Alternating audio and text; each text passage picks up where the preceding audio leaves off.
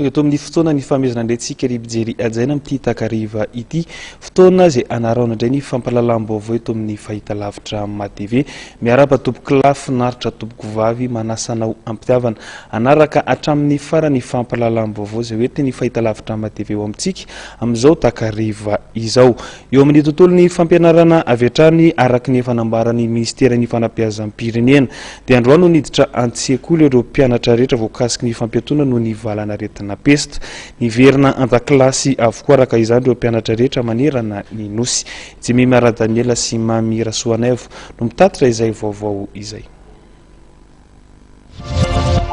Hita taratra tamin'ireo sekoly niditra androany ny fanarahana ny fepetra izay napetraka ny ministeran'ny fanabeazam-pirenena entina hiarovana ireo mpianatra amin'izao fidiran'ny mpianatra izao.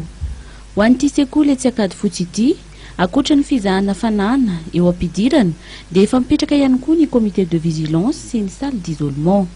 Tanjona dia tsisy ny aretina anton'izay izany zay dia nandray fepetra manisy an'ilay thermomètre électronique amin'izay miditra rehetra amin'ny vavahady na mpianatra na ray aman-dreny mba hisorohana an'ilay aretina to.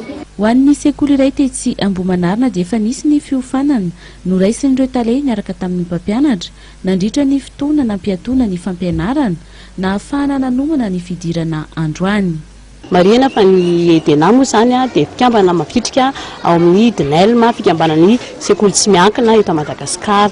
Ny fiomanana dia efa vonona tokoa satria ireo zao ny ankizy eto ampilarana mampiasa an'ilay thermomètre frontal izahay dia mampiasa ihany koa ny gel main ny fiatriana izay fiarovana ny ankizy zany.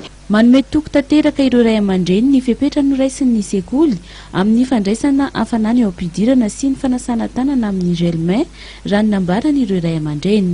Sekoly manao an'izao dia sekoly miasa ary zay ny ilainy zany mitrana fasana zanaka ety zao koa zay matière en sécurité zao zanaka dia zay ny zava-dehibe. Assuré tsara satria vao eto ary zany dia efa hita tsara mihitsy hoe arahany maso ny zaza vao bio-baravarana zany dia efa fantatra hoe zao mahazo an'ilay zaza dia efa tsy tafiditra aloha izay misy.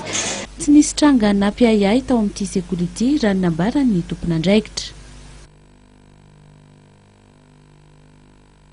Marina fa androany avokoa no niditra ny mpianatra avy amin'ny sekoly mpanjakana ny sekoly protestante raha toka efa tamin'ny 20 volana oktobra teo no niditra ny avy amin'ny sekoly katolika mpikambana ao anatin'ny DIDEC.